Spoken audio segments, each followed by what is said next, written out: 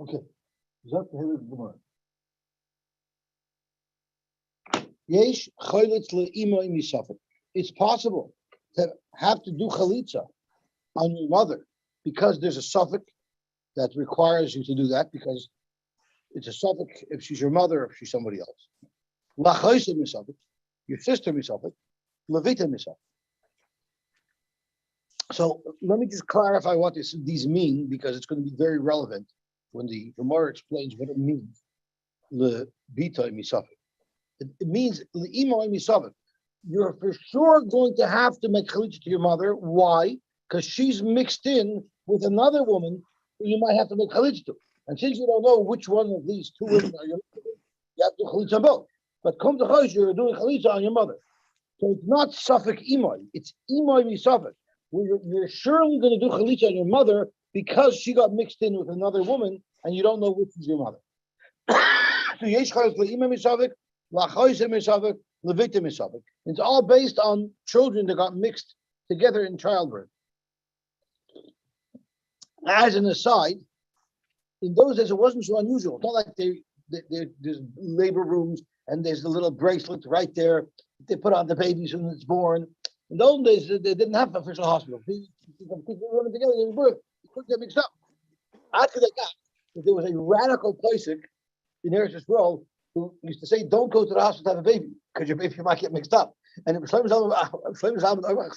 protested against it. Sugar, well, you want your kids to be born in a not safe place, you better go to the hospital. But there's a ketumel about it.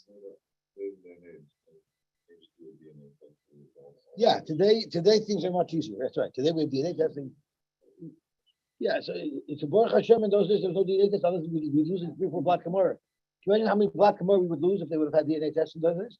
Baruch Hashem. No, what about him? Yes. Really? Before the Bris Chabt? Wow. Okay. Tell me about Yesh Chayot Lima Misavik, Lachayz Misavik, Lebita Misavik. Ketzad. Imai the Isha Acheres. So let's look at this case. There was his mother and another woman. V'lahen Shnei Zchor. They each have 2 children that we know that these 2 are their children. So let's say mother A has son A and mother B has son B. Okay? And that's clear. And then these 2 women went into labor together and they gave birth to SA and SB, Suffolk A and Suffolk B. So there's A and B and there's SA and SB. SB does not mean son of a B, it means a Suffolk B. That's what it means. Okay? So Uba Benashosu and Vadai A ended up marrying Lady B, and Vadai B married Lady A. Okay, so far that's perfectly fair. There are 2 strange families not related to each other. So in any single time somebody marries a woman, he is the son of A marrying Lady B, right? It just happens to be that both these Machatanim had children that got mixed up with each other. And Rechman Letzlon, A and B both died without children. That means Mrs. A and Mrs. B are now both falling to evil, right? But the problem is, we don't know who A and B's brothers are. Because SA and SB, we don't know if SA is A's brother or if SA is B's brother, and vice versa. So because of that, both SA and SB have to do Yibum on both these women, because they might be A's brother or they might be B's brother. Chalitza, right? He can't do Yibum because he might be doing Yibum with his mother. Right. Thank you for correcting that. That's almost like finding the right baby right before birth. Listayan, SA will have to do chalitza on both these women. And SB has to do chalitza on both women. Nimtza, it comes out that kol echad ve'echad chalitz le'imoy miso. Both SA and SB are actually giving chalitza to their mother. They're giving chalitza to their mother because they have to give chalitza to both these women, and one of these women are their mother. Simple enough. The lachayis misafek is a little bit more complicated. Ketzad. Imai the Isha Acheres, the woman, the mother, and another woman. And there's two Lashonis in how to learn this. In one Lashon in Rashi, it's going to be Chayletz lebitoi lachoisoi misof. In the other way, it's going to be Safek achoisoi. That's why I keep on highlighting that difference, because there's two pshatim in Rashi. I'm going to share the pshat in Rashi that it's a choisoi it's a choisoi misof. He's for sure going to be doing chalitza on his sister because he has to do chalitza on two women, and one of them is going to be his sister. Ketzad imay v'isha acheres, his mother and another mother. So we're going to call them Mrs. A and Mrs. B. No more Rachel and Leah for me. Mrs. A and Mrs. B. So Yoldu shtei nekevos b'machla. Mrs. A and Mrs. B gave birth to daughter A and daughter B. But we don't know if Mrs. A is the mother of daughter A or if Mrs. A is the mother of daughter B.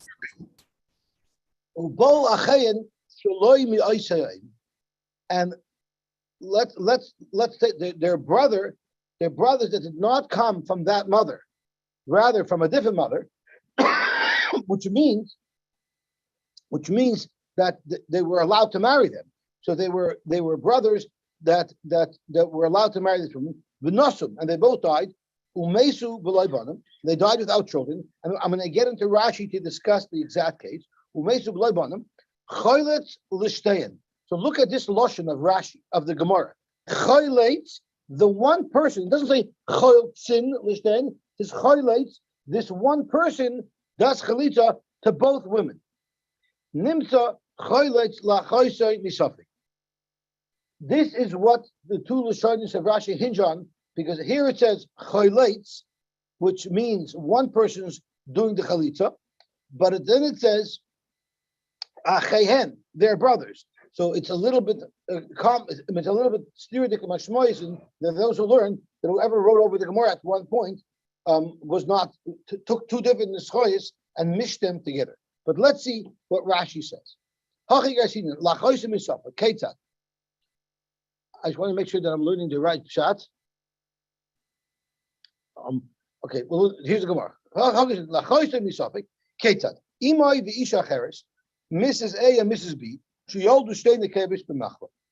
that gave birth to daughter A and daughter B. We don't know who belongs to who.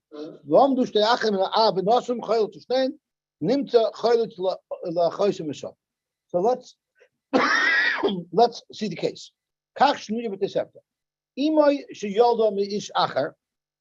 The mother gave birth from a different person.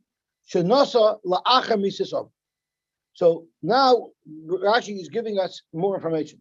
You have a man whose mother gave birth to him from one husband, and then her husband died, and she remarried. So now we're getting some background to the story. It's not just that one day two women were giving birth to machva and they mixed up their babies. One of these women had been married before and had a son. So Imi Sheyolda, his mother gave birth to him, Me'ish Acher, from a previous husband, and Shenosa La'acher Misasofer. She remarried after his father died, V'yolda, and she gave birth, and the child that she gave birth to with her second husband was female, and she gave birth with another woman that got mixed up, Shtei Nikavos. Ve'en Yedua Eze Bas La'eze. We don't know who's whose daughter. In other words, so this poor guy has a half a sister, right, who he shares a mother with. But we don't know if it's BA, Bas A, or if it's BB, if it's Bas B, right? But one of these two girls are his sister. Now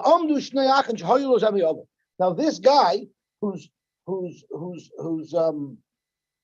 father died, and that's why his mother went and remarried, right?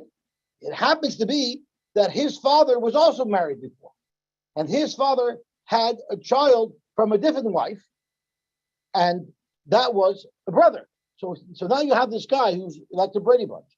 He has a brother with whom he shares a father. He has a paternal brother. He has a brother with whom he shares a father, and he has a sister with whom he shares a mother.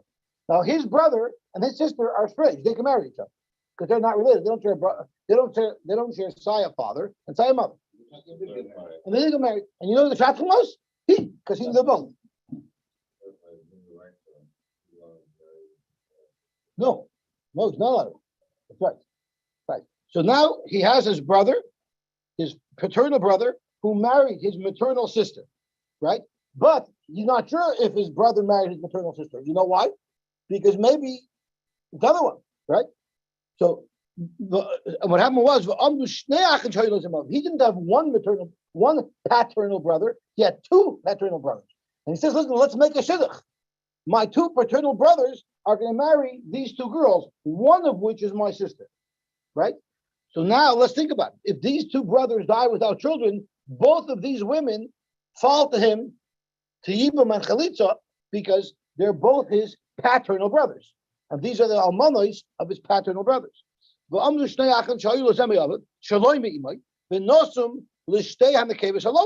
made a shidduch, his two brothers, to these two girls, and then his two brothers died.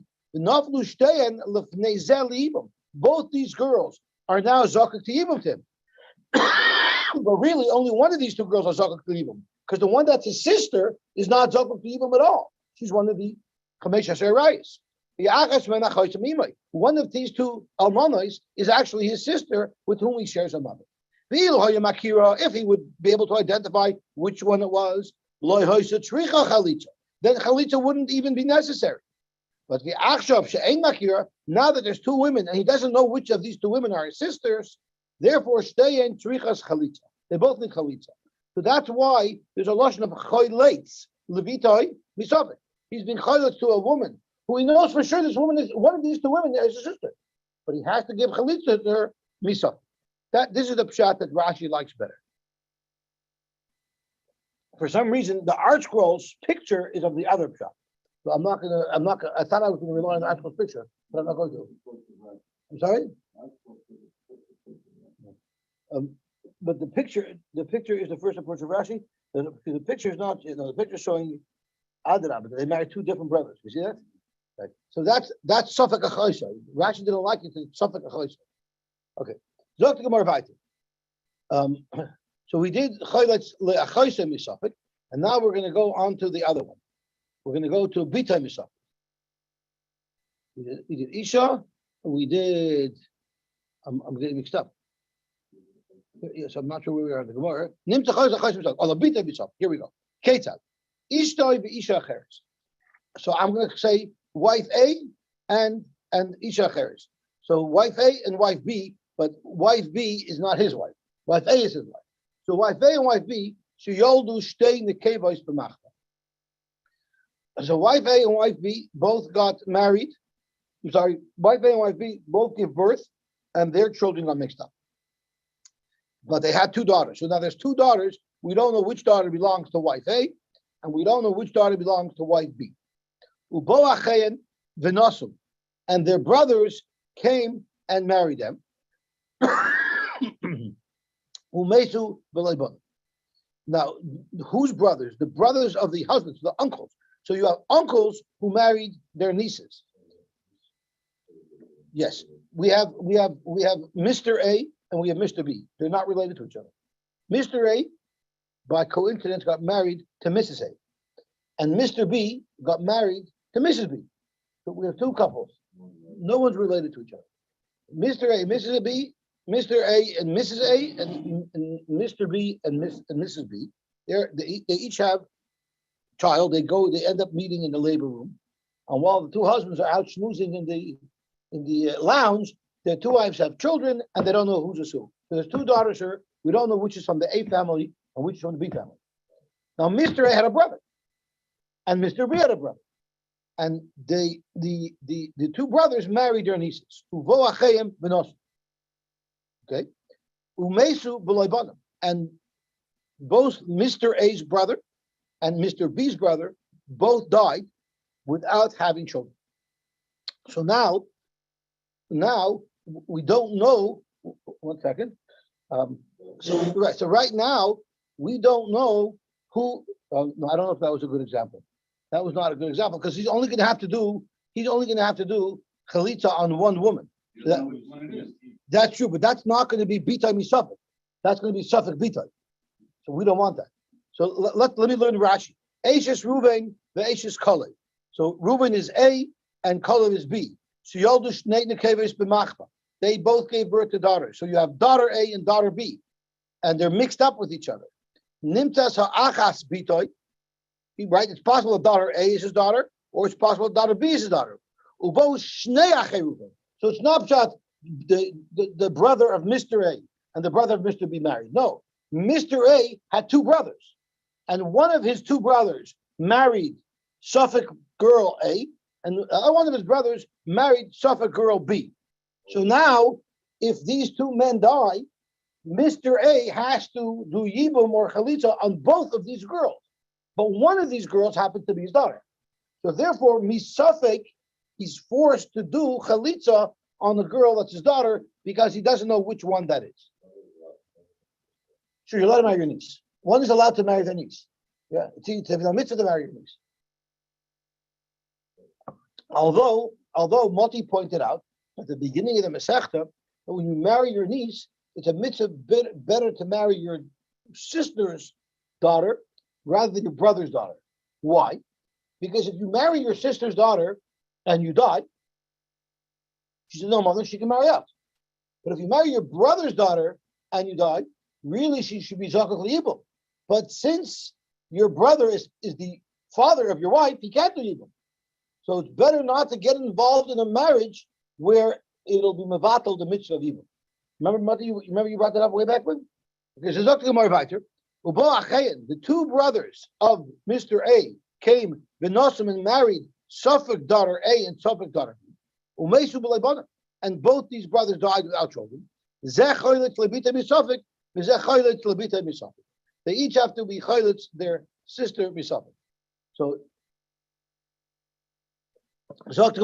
Tanya. Okay, now we're out of the complicated part. Ish v'isha. It's possible for a man and a woman 5 different types of races, so to speak, or nationalities can come out of one couple. We're talking about diversity. This is the ultimate in diversity. Ketzad, Yisrael shalokach eved v'shivcha min hashuk. A Yisrael who bought an eved v'shivcha min hashuk, meaning from goyim. And we already learned that when you buy an eved v'shivcha min hashuk, a goy doesn't own another goy. A goy just has ma'aseh yadayim. Remember, we had that case where he bought the Eved min Hashuk, and the Eved quickly told him to shave Geris, and because of that, the guy lost his money. So he bought an Eved v'shivcha min Hashuk. V'lahen shnei bonim, and they have two children who we would call goyim. And what happened was, from these two children, the niskayer echad man. Now these two children were not meshubah; they were not avodim. The owner owned the Mrs. and Mister, but the children were free agents, but they were goyim. And I'm sorry. They're not avodim. The children aren't avodim. The lunch day avodim, the niskayer echamen. One of these two children were megayer. Nimsa. Now you have a family with echad ger, bechad eved gav. Now he has these two children. One is a ger, and one is a goy. Right? Then hitpilan l'shem abdus. He took the evidence shivcha that he purchased, and he was toivel them l'shem abdus, so that now they become avodim. They become a proper Evet Knani by him, right? The Nizkul Zelazeh, and they had relations. His Evet Knani with the Shivcha Knanis had relations, and a child was born from that. What is the child? The child is an Evet. Now Harikan Ger but become Evet. So this family that started off as an Evet Shivcha, they're very diverse because they're Evet Shivcha. And they have three children. One of their children is a ger, one is a goy, and one is an eved. This is the ultimate of diversity. This will be phenomenal for the resume. Shecher esha shivcha. It gets better. Then the Adon, the Jewish Adon, frees the shivcha, and she becomes a regular Jewish woman. Ubala. Exactly. So basically, he had an affair with his secretary. Basically, that's what happens, right? He freed his shivcha Kanais, and he married her. Nobody asked his wife if she's happy about this, but this is what happened.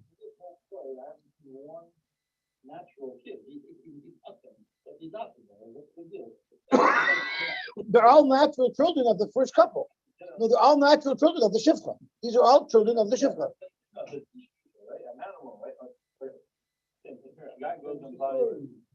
So let's finish the story. Okay.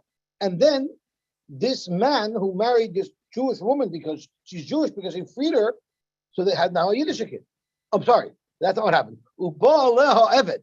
And what happened is the Evet didn't accept that his marriage was over and his boss just stole his wife.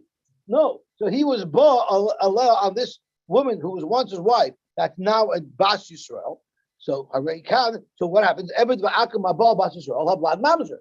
So now they perfected their family because now they have it all. Harekan ger, there's a ger who's one of the original children. Boivik kachavim, who's one of the original children. The Evet, who was one of her children that was born after her Baal, her Adon, made them be toivel l'shem avdus, and then they have a child of mamzer. Mamish, beautiful. What a beautiful family picture.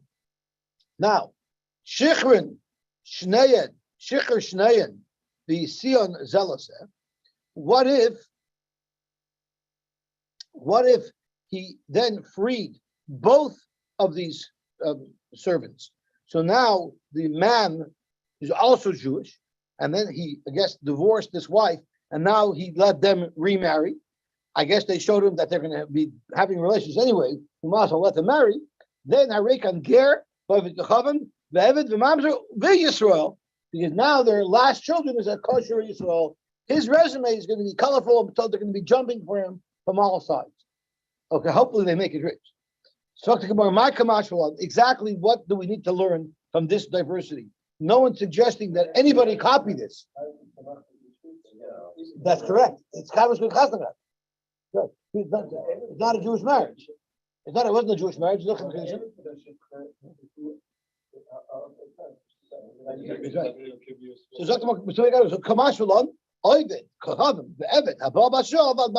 the whole chiddush from this is that when the Evet was bought on his past wife, on his former wife, after she became Jewish, that the child is a mamzer. So they are the ultimate diversity. They would be on all the cereal boxes because they produced such a diverse family. Taner Rabbanan, Yesh moicher es oviv lahagvois imay ksubasa. There's a case where someone would have to sell his father as a slave because he has to pay up the ksuba of his mother on behalf of his father. Listen to this case. Ketzad. Yisrael lokach eved v'shivcha b'nashov. A Yisrael purchased an eved and shivcha. So this story starts off the same way the last story starts off, but it doesn't end off the same way.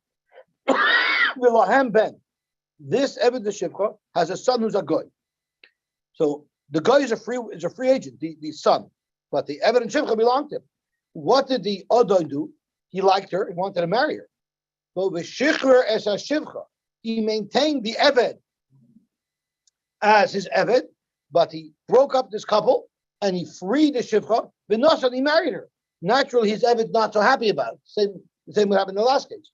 And then what he did was his shivcha. Could you imagine how the tables have turned? A moment ago she was his shivcha. Now she's saying, "I'm not just marrying you. How do I know you're going to pay me out? I want you to put my son in your will, that all of your nechasim you're going to give to my son, the goy. And he did it. And he wrote that all of his nechasim after he dies will go to her son. What happens? He dies. Well, we know that the nechasim of a person are meshubed, the very first lien, the very first liability that the nechasim of a person have to be used to pay are the ksuba. She's the very first creditor who collects. The problem is all of the nechasim belong to the boy, and this boy has no cash. He has no cash. All the nechasim that his mother's husband left him, it's not even his father. There's no cash. So what do you have to do? He has to liquidate. So one of the nechasim that he actually was his own father, right? David, no, he got his father, the son, Yashin, his father, David. So he'll have to sell his father, his biological father, David, in order to be able to pay off his mother, the ksuba. Okay? So therefore, so that's the case. it's his biological father. It's his biological father. So he's going to have to sell his biological father in order to pay off his wife, his ksuba. What's the, so you great, you found a funny, complicated case. That's not what the Gemara is about. You need to learn halachas. The Gemara, it's Kula Reb Meir the Avda Metaltli. It's going according to Reb Meir, because the Chiddush is that the first case that we learned, Reb Meir Omer, Ish Visha Pamashamalit, the very first story was Reb Meir. The Chiddush is that the Seifa, this case, is also Reb Meir, the Avda Metaltli, and the Eved is like Metaltlin. That's a din of Metaltlin. And we know Metaltlin are normally not Meshubah to Ksuba. So why would he have to sell them? Now, maybe he's lien free. Maybe all of the Chazam are lien free because there's no property here. But a Metaltlin Mishtabdil Ksuba. The mayor would hold, the Chiddush is that a mayor must hold that even though Eved is Metaltlin, it still is Meshubah to the Ksuba, and it will have to be sold in order to pay off this woman. Or maybe the Chiddush is that this time to hold that Eved is like Karka, even though it's mobile. Gabaltic.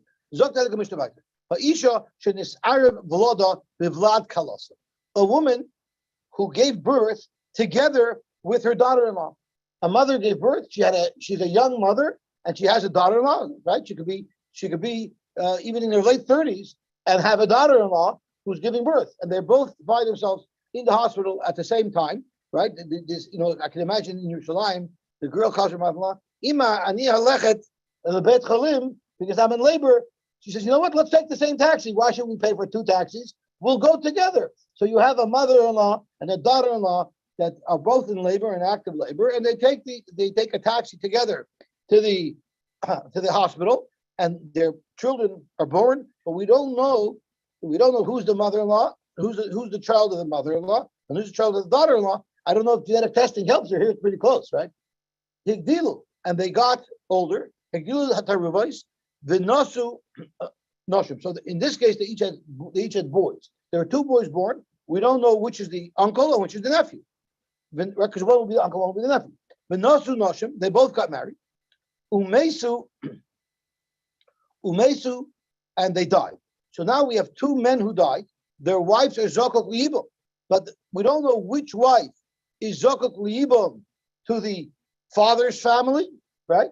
And which one is zokok liibam to the children's family. So the Allah is b'nei akala, the other children that the daughter-in-law had, the boys who now have to do ibam on one of these, they have to do ibam on one of these two women, and they don't know which one they have to do because they don't know which one is married to their brother.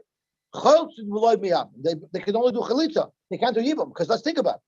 On the one hand, it's possible that this woman is eshes achiv who's mutter to them because there's a mitzvah ibam, but it's safek eshes achiyava. This might also be the wife of their uncle. The wife of their uncle is not mutter to them. So because of that, they could only do chalitza. But b'nei zikna, the brothers of the father, they could do either chalitza or ibam. Why?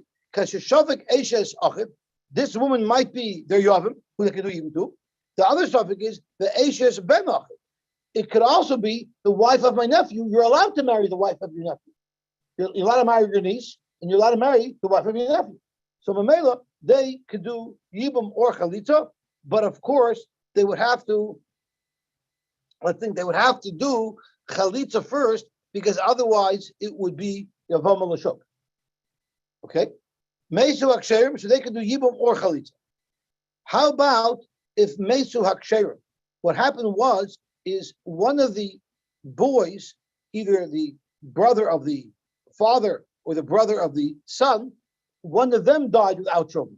So now their wives are zakak liyibum, but the problem is we don't know who the brother-in-law is. So now instead of the person who died, we don't know who they are. Now the person who's doing the yibum, we don't know who they are, right? So what do we do? And in this case, we're speaking with only one brother. So hataruvais l'vnei azikna, both taruvais. So you have these two men. We don't know which is the daughter-in-law's child and which is the mother-in-law's child. We don't know which one. So they both have to do chalitza l'vnei hazikna. Hataruvas l'vnei hazikna chotzim v'lemiyapim. Both these boys have to do chalitza on the almana of the man who we know is the father's brother. Why? Shehu sofik eishes achiv. It might be eishes achiv, and if it is, then there's a din yibum. But it's also maybe eishes achi aviv. This woman might be the wife, the almana of his father's brother, which is also to marry. Okay, Livnei Akala. What are they going to do to the almana? Oh, sorry, what are the Bnei Akala going to do? The Vadoyim or Bnei Akala, what are they going to do? So the two brothers, or there's going to be an uncle and a nephew, who we know one's the uncle, we know one's the nephew. What are they going to do? Echad chayleitz. I'm sorry. The vadais are the one who died. So now you have two sveikis, and what do they do to the young Ramon? So echad chayleitz, one of them will make chayleitz, the echad miyabim. Why? Because either it's achayis, either it's Eishes Achiv, or it's his niece. If it's his niece, you can marry her anyway.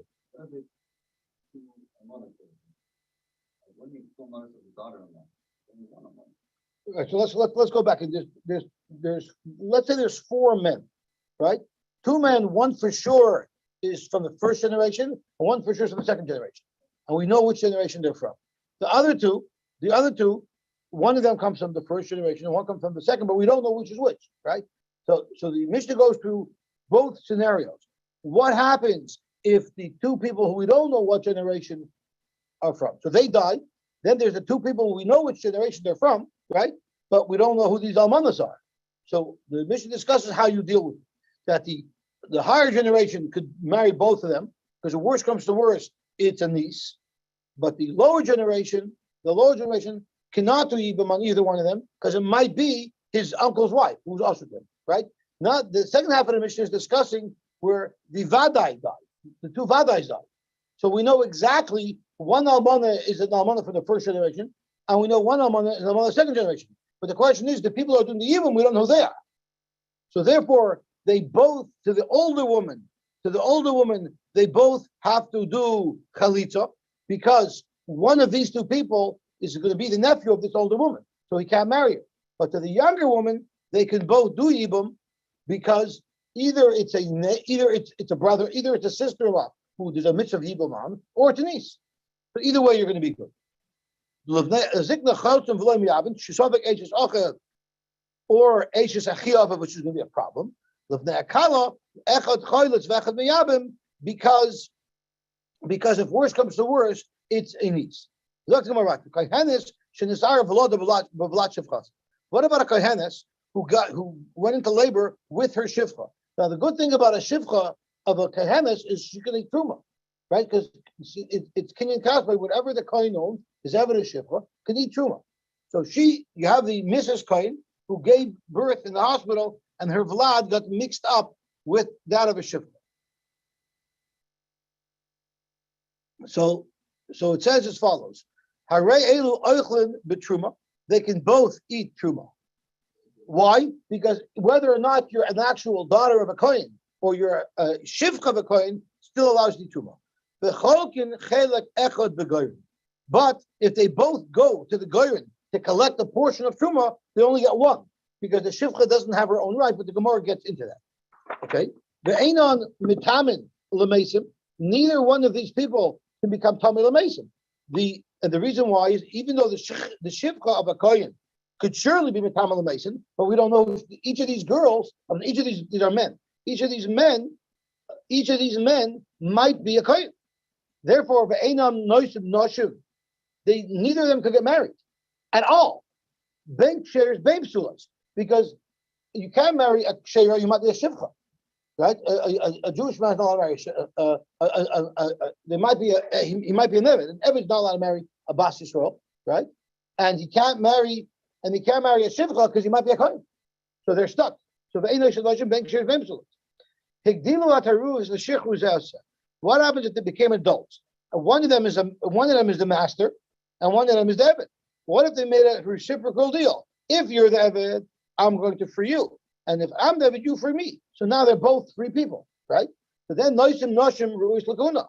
they both have to marry women who could marry kahuna, so they both cannot marry grusha. Even though one might just be an evet who was freed and surely could marry a grusha, but since both of these men might be kohanim, neither of them is allowed to marry a grusha. Neither of these men are allowed to become tummy. Once again, they're shafak kohen. But the imnitmu einen tzodkines harboim. You don't give them malchus like you would to a kohen, because this we don't know if this fellow is a kohen. Then in oichlin b'truma, they're both of them are not allowed to eat truma because one of them is a Yisrael. And if they do eat truma, einan meshalman karen b'chaymish. They don't have a financial penalty because hamochi mechaver olavaraya. Maybe I'm a kohen. The einan cholkin ala goyrin. If they want to go where they're distributing trumas and maishras, they can't get because they might not be kohanim. Umoichin es a truma v'adamim sholahem.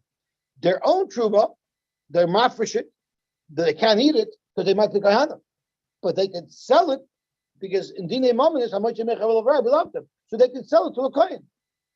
Of course, kohanim will pay less for truma, which has restrictions, than they would pay for chulin, but at least they maintain financial value of the truma. The einan cholkin bekachay mizbeach. Rashi says bekachay hamikdash. Rashi says oyros kachim. The hides that the kohanim would get, they don't get because prove that you're a kohen before we give you. And the einosin lahem kachim. You don't give them kachim, which Rashi says lahakriv. You don't let them participate in hakrava. The ein moitziin shalahem yadein. Now the halacha is, and this is how Rashi learns in his first shot, the halacha is that if someone brings a carbon, a Yisrael brings a carbon, who's makravit, who gets the meat, the hide? It's the kohanim in that mishmar. Unless you're a kohen. If you're a kohen, whenever you bring a carbon, you could be makravit, or you have a right to decide which kohen you want to have. So here it's the eimachin shalahem yadayim. You maintain that right. That's the second shot in Rashi, because Rashi didn't like the first shot. And the reason why Rashi didn't like the first shot is because if you look at it, it says lashon acha v'ikar, that you don't give them bechor, but if they have a bechor, they get to keep it. And Rashi didn't like the first shot because the problem is that if he can't do avoda, I'm not allowed to do avoda. How could I pick which coin to do the avoda? I can't make a shliach to do the avoda if I can't do the avoda. But Tosfos actually likes Rashi's first shot because Tosfos says, it's not that I can't do avoda, there's a suffix here, but if I don't know that we come and say I'm a kohen, I would be able to do avoda. Therefore, I'm able to be manash shliach. So those are the two pshatim of whether it's me when I bring a carbon, because the kohen decide who's going to be makravit, or is it referring to bechor that you don't take that away from them? Okay, very good. They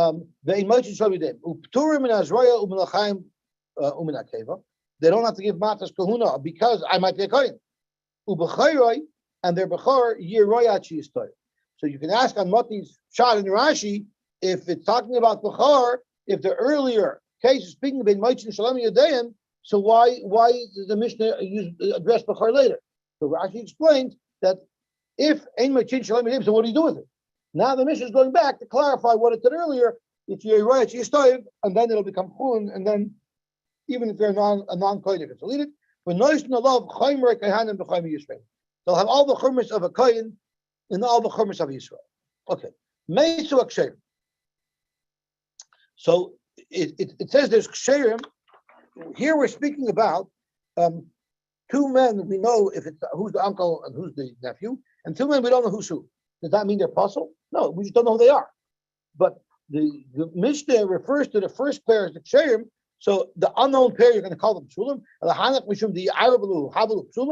By calling the pair who we know who they are, ksherim, you're leaving an impression that the two boys are going to mix together psulim. They're not psulim. There's nothing wrong with them. Amar Papa, Ema umesu havadai. Use the word vadai, and then the other ones will be svekis. So it doesn't leave a negative connotation. Levnei akala echad chayvitz. Zaktabar dafka michlitz v'had yevumi. In all of these Suffolk cases, you have to first do chalitza. Because on the tzad that this woman is the Yevama, you have to make sure that she becomes mutal.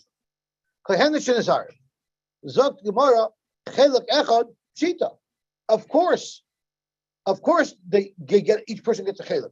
Why would you think it says they get a chelik echad bebeis hagoyim? Of course, they get a chelik echad. Why should someone be entitled to tuchalot? So at this point in the Gemara thinks that each one is entitled to one chelik. Of course, they're entitled to one chelik. Why should they be each entitled to tuchalot? No, we're not saying that each one is entitled to one chelik. Rather, what we're saying is they have to share only one chelik. Chelik echad. Tanan command Amar ein cholkin truma le'eved elam ken rabbi. We learned that you're not chelik truma to an eved unless his odin is with him. So chelik echad means we're not going to give either one of these truma because either one of these people might be an eved unless they're both there. So it means that they actually will each get a chelik, but they only get a chelik if the odin is there with them. The time we learned ein cholkin truma le'eved elam ken rabbi imay unless his odin is with him. Divrei Rabbi Yehuda. Rabbi Yosy Omer yochol sheyomer, he could say as follows: Im koinani tunuli b'shvil atzmi, im eved koinani tunuli b'shvil Rebbe. So we have over here a machlokes if an eved can get truma by himself, right? So Rabbi Yehuda holds an eved cannot get truma by himself, only with his adai, and Rabbi Yosy says, regardless, give me even if I'm an eved. What is this machlokes telling us? Why should they be able to get truma, and why shouldn't they be able to get truma? Zot Gemara, very, very simple. In Rabbi Yehuda's place, they didn't give avodim truma. You know why? Because anyone who was seen to have gotten truma when it was being distributed, they would use that information to say this fellow is a kohen. Therefore, he could do avodah. Therefore, he has all the other halachas of a kohen. And the last thing we want to do is, by mistake, make an eved into a kohen. Therefore, Rabbi Yehuda said, don't give him truma at all. But in Rabbi Yosy, in Rabbi Yosy's place, the fact that someone got truma didn't prove anything to them at all, and therefore, yes, you can give an evet truma. Tanya Omar, Rabbi Elazar Tzadok. Rabbi Elazar Tzadok said, "Miyamai lo'hei adati." I never said testimony in my life. Once in my life, I said testimony, and I messed up. You know why? The helu evet lakuna alpi. Because of my testimony, I said testimony that I saw this person getting truma, and based on my testimony, they allowed him to do a voida. How is that possible? Is it possible to suggest that Rabbi Elazar Tzadok had such a mixture? We had a story with the donkey of Pinchas ben Yair that wouldn't eat my chalas asurais. So you see, the Rebbeinu Shalom protects even the animals of a tzaddik amatzman like Kol Shegein. Are you going to suggest that a tzaddik he can have such a mixture? And Tosfos says that this is not lav dafka, because the whole rule that Ein HaKadosh Baruch Hu maybe that Kol Yodin is only eating a Meichel Shalisser. People do affairs, but a Meichel Shalisser, which is a davar shel gnai that should come into a person, that's what it's referring to. So Tosfos says this whole thing is lav dafka. Elo'ema, what happened was Bikshu lahalois eved lekahuna alpi. What he said is because of me, because of my eidos, they were going to allow an eved to do a voida. Why? Because Chazra ba'asher Rabbi Yosy, he saw in the city of Rabbi Yosy, where it doesn't mean anything at all, he saw that they were giving this person truma, but he said testimony, but he said testimony in Rabbi Yehuda's city that I saw this guy get truma. In Rabbi Yehuda's city, the fact that you see someone getting truma proves that he is a Yisrael, that he's a kohen, and therefore there was this mess up. Tanraban, Asara ein cholkin lan truma the basic brothers. There's 10 people who you will not give them truma the basic goyim. Some of them we learned. The Elohim cheresh shoyte v'katan. The Gemara is going to explain one by one what the reason for this is. Tum vam dragonized via eved via isha. If you remember, an eved doesn't get truma. We already know why, right? That's why we're leading into this brisa. Because if you give an eved truma, people might think that he's a kohen and he can do avodah. Isha, remember, we had 2 reasons. Either because of yichud, she shouldn't be going around in the goyim, or because we're afraid that she'll get divorced and the people giving out the truma won't know if she gets divorced and she was married to a kohen, now she's no longer entitled to truma, right? The oral, someone who's an oral, the atome, okay, and a kohen who's noise isha she'ein nogedes like. If a kohen married a grusha, we won't give him truma anymore. But the chulon mishagrin lahem levateh, even though we don't give them truma, they're technically entitled to truma, and therefore in a non-public fashion, we'll send them truma as a still a high. Chutz mitame the noise isha against loy. They're too bad. We don't even send them. So I understand why you don't give truma to a cher shayt of the cup, because they're not b'nei dayan. They won't be able to protect the truma from becoming tamei. Tumtum vam dorginus, tumtum and dorginus. I understand why you don't give them. You don't give them because very b'fnei atzmahu, very b'fnei atzmahu. They're freaks of nature, so to speak. And Raj says, "V'avizilus the kachim." It's designed to give kachim to a freak of nature. Eved nami dilma asli lasuke mitruma liyusin. You don't give an evet because of the discussion we just had, right? That you might let him divide them. Oral v'tamei mishum easy. It's most that such a person should be eating truma. Noise again is like mishum knasa. That's a knas, even though technically the kohen, but we give him a knas because he shouldn't have married this woman. Elisha my time alone. Why in the world wouldn't you give the wife of a kohen truma? Which we actually had earlier in the Masechta. One that it's also because if she's a Bas Yisrael married to a kohen and she gets divorced, if they recognize her in the Goren, they'll continue giving her truma even though she's no longer entitled. If she's going out in the field, meaning men getting truma, it's not appropriate. No, that was Lekha Chikhampeah, where it's very public. That's during the cutting season where it's very busy. That's when you get Lekha Chikhampeah. Would you came back at night?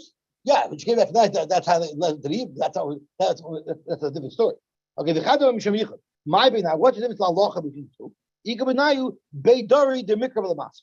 What if it's a granary, but it's right near the city? So if she would have gotten divorced, the person who ran this granary would have for sure known that she got divorced. But it's still quiet. But it's still a quiet area, so there's still a problem of yichud. So here you have a problem of yichud, but you don't have a problem of they won't know that she got divorced. Or inami, the opposite case. The merchet, it's a granary that's very far, so they wouldn't know there that she got divorced because they wouldn't get the news from her city. But it happens to be a place that's very public where there won't be a problem of yichud. All of these people, even though we don't give them in public in the Goren, you will send to them privately. Truma, Aval oral, even a kohen who's an oral, mishagrinenle, we will send him truma. My time mishum honest, because it's not his fault. It's not his fault that he can't have a bris. It's mesu achav machmas mila. Tamanami ha'honest. Atamay also, he didn't become tamay on purpose. He ran into a mace. What's he supposed to do? So high enough, I shouldn't say.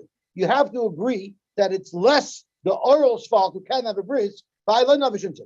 Yeah, sure, it's not his fault that he became tamay. But if he'd been uber careful, he would not have become tamei. You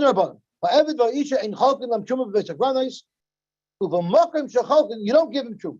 But where you do give him truma, you'll give it to a woman first. Then you let her go right away. My kamar, you just said you don't give. So what do you mean where you give? You don't give. Truma you never give to a woman. But in the place where they give a woman Ma'aser Ani, in the place where they're giving Ma'aser Ani, a woman is entitled to Ma'aser Ani. Then if women come along with other men to collect Ma'aser Ani, you always give it to women first, you service to women first. It's humiliating that a woman should have to be there collecting Ma'aser Ani, so you want to minimize that embarrassment and get them out of there first. When there would be two women coming to a din Torah, or two men coming to a din Torah, I would see the two women coming to the Torah later. I would first look at the men. Hava Sharina Tigra the Gavra Beresha. I would first deal with the men. Amina, I said the Mechayiv b'mitzvahs, men are Mechayiv b'mitzvahs. So maybe I should be done there in Torah first. But given the Shemana Laha, once I heard that there's an Indian of Zilusa, it's humiliating for a woman to go collect Ma'aser Ani. It's also humiliating for a woman to come to Bezdin. Therefore, Sharina Tigri the Itza Beresha. If there's women waiting, I first will deal with their matters. My time is Shum Zilusa. Okay, we'll stop here. I'm trying to. I know I went overboard. I'm trying to get on with the program. Rameir Shapiro is leaving me in his dust.